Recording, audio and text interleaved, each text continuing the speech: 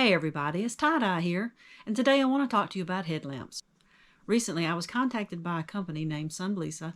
They asked if I'd be interested in receiving and redoing a review on a headlamp. So I agreed. Within a week I received the headlamp, and this is it. Now I already own multiple headlamps because I use them all the time, from backpacking to making repairs around the home, car camping, all kinds of things. So my first thought was like, do I really need another headlamp? But when I saw what they were offering, I realized this was something that I really did want to check out. All the headlamps that I own, they all run on alkaline battery. And this one right here is rechargeable, which is very different from what I've had in the past.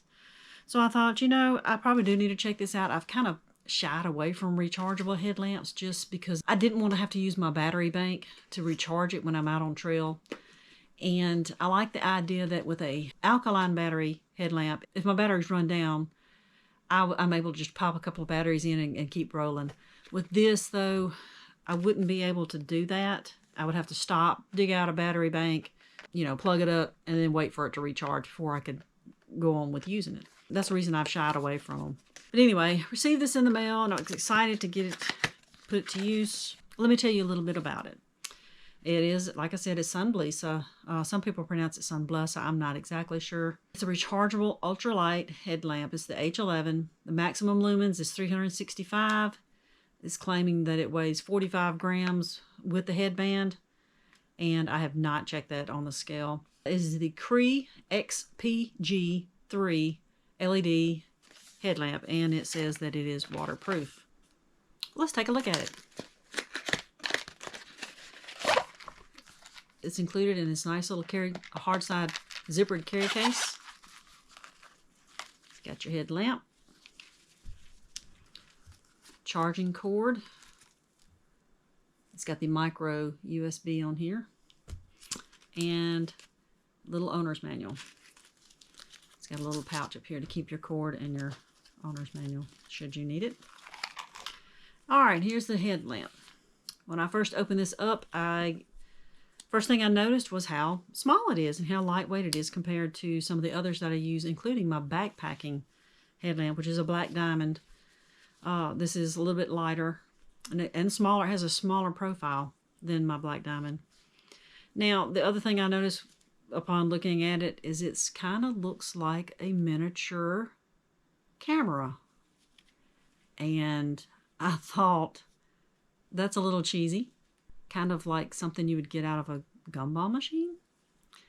But I don't know if that was on purpose. I'm thinking it was, because the detail on some of this is pretty magnificent, actually. Anyway, that doesn't matter. On the bottom of here, you've got your charging port here. And on the top, you've got it's one long button, but on the left-hand side is your white light, and the right-hand side is your red and green light. It's got a really nice headband adjustable back here. And they've also got this little gel stuff that's on here to help when you're making adjustments here to hold it, to lock it into place so it doesn't loosen up. I love the band. It's very comfortable. I know a lot of people, in trying to be ultralight as far as backpacking is concerned, they'll take these off and they'll add like some stretchy cordage on here to go super lightweight. I personally prefer this style of headband because I've got so much hair, and if I were to go put some of that stretchy cordage on here, that stuff it's kind of like a hairband sort of, but it would be giant and it would get stuck all in my hair, or I'd get tangled up. But anyway, so I prefer this, and this is really comfortable. All right, so when you first open it up, before you can use it, you have to unlock it, because right now if you push any of these, it doesn't work. You have to hold both buttons down until the red light flashes. Now it's unlocked and you're able to use it. The important thing about that is you want to lock it when you're not using it, especially if it's going into a bag, a backpack, a purse, or anything like that, to keep that button from getting pushed, because that's going to turn your light on and end up running your battery down. So that's a really important and very nice feature to this headlamp. So you hold both buttons down until the red light blinks, and it's either unlocked or locked, whichever way you're going. On the left-hand side is the white button. It's got 3 levels, low, medium, and high. And on the left, You've got a green light and red light, and the first two are green, low and high, and then red is only one strength. It's just no low or high or anything. It's just this is it. It also has a strobe feature. You can hold the button down, and you've got a strobe with the white light. You can do the same over here. Hold it down on the right-hand side, and you've got a SOS. So you push it again, and it's strobe. Now, all these things that I just showed you are written in the little user manual. Now, on the box, it states that this has a runtime of up to 200 hours. Now, I believe that's on the lowest setting, on the white. I did try to do a test, and I got up to 50 hours with it on low. And I said, bull, this is taking too long. I'm not going to worry about this anymore. So I'm going to take their word for it. It probably will run 200 hours. I did get 50 hours out of it. That's not bad at all. That's not shabby at all. That's on low. Now, on high, I did test that, and I got about 4 hours of it on high. This also has a feature where you can put it on max, which is a little higher than high. It will work at max for 30 seconds, and then it'll automatically come down to just high. That is because it does get extremely hot when it's that high. Now, I did notice when I was testing it on high, not max, that it did get a little warm back here on the back side of it. But that shouldn't be a problem as far as wearing it. You won't feel that because you've also got this back plate here, and you've got the strap that's between you and the light itself. So you should never feel any heat coming off of that. But do keep in mind that on the back side of this, it does get hot when it's on high. Now, I did not notice any kind of warmth, any kind of heat at all when it was on low. So that's not an issue. Well, now let's get into the pros and cons of the light. Pros, it's lightweight. It's thin, it's streamlined, it's comfortable. It's got a great adjustable strap. This adjusts very well to get the angle of the light that you need. It's rechargeable, which means you're going to save money on batteries. Seems to be, it's plastic, it's made in China. But it seems to be very well made and sturdy. I've used it for a month and a half and have had no issues with the durability of it. Now, the cons. This light, when it runs out of power, it doesn't just get dimmer and dimmer and then shut off, and it doesn't flash to let you know that it's running down. It just shuts off. I mean, psh, done, I'm over with it, and I'm off. I don't like that because if you're in a sticky situation, that thing just shuts down, you got a problem. And that happened to me. The very first time that I was using it, I was under my parents' house. I had it on high. I got about an hour's use out of it, and it just shut off. And there I was under the house trying to fix a pipe, and it just shut down. I already knew that that was an issue, so I had carried a backup headlamp with me, so I wasn't left in the dark. But, you know, if somebody was using it and they didn't realize that, that could be a serious issue. I wish it would start dimming down or maybe flash or something to let you know that it's getting low so that you could make arrangements. Now, you can check the level of the battery by holding the right side of the button down for 1.5 seconds, and it'll show you, that means it's 50 to 100%, it's somewhere between 50 and 100% charge. If it drops below 50%, that light will be red. It'll mean it's somewhere charged between 10% and 50%.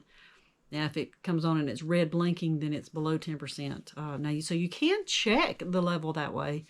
However, if you're hiking along or you're working along, you don't want to constantly have to be checking that. The other thing is if, say I decided to go backpacking and I'm night hiking and I'm running along and the thing shuts off, I can't just put batteries in it. I have to stop, dig out my battery pack, plug it up, and then I've got to wait for it to charge before I can get going again. Now, that's the reason I will probably never carry this backpacking, especially if I know I'm going to be night hiking or in a serious situation. I might take it for shorter trips, but I will not take it on a serious backpacking trip. For that reason alone, is because I need to be able to put batteries in it immediately and get moving. So this right here has become my favorite around the house headlamp that I use for everything. I mean, when I'm working on my vehicle and need more light, I've got, you know, this is the one I grab. Or when I got a splinter in my finger and I needed more light to get it out, this is what I grab. Or plumbing or anything that I do where I just need more light now that I've got older eyes. Plus, I've also got some eye health issues. I found that I need more light with everything I do. So this is the one I grab. So This will be my go-to around the home, and probably car camping. I do a lot of that as well. And since it's convenient that I can just plug it up and recharge it in the car, this is going to go with me for that. The other thing I do not like about this is the placement of the button on top. I am right-handed, and I naturally, on my other headlamps, the buttons on them are all in the middle. So when I go to press to turn this on, I naturally go to the middle. Well, that turns on the red light or the green light, not the white light, which is on the other side. And I'm constantly turning this colored light on when I want the white light. So I would like to see them redesign this where they either swap the buttons so that the right side turns on the white light, or shift the whole thing over so that my first touch is going to be the white light. Now, that's not going to help left-handed people because they probably naturally just push here, on the left-hand side. But I think for everybody, if they were just to swap them so that most headlamps have the button in the middle. So that would be convenient for right-handed or left-handed people. You automatically know you go to the middle, and there you're going to turn your light on. That's annoying to me. I don't know why they designed it this way. I don't know if everybody in China is maybe left-handed and I just don't know it. But it's awkward to have to reach all the way across here and try to turn that on. Also, the flap on the bottom charging port, this little rubber piece is not very secure. And I claim that this is waterproof. I don't know how well that does. It just doesn't stay in there. Now, it seems like I've caught my finger on it several times and it's, it opens up easily. So that needs to be addressed as far as closing better. Maybe even snapping in, because all it does is just rest there. So honestly, I like it. I really like it, and I'm glad I have it. I am definitely going to continue using this around the house and car camping.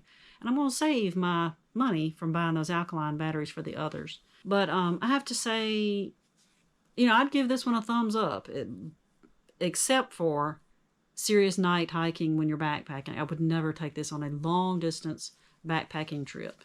I will stick with my alkaline battery one because I can carry the extra batteries.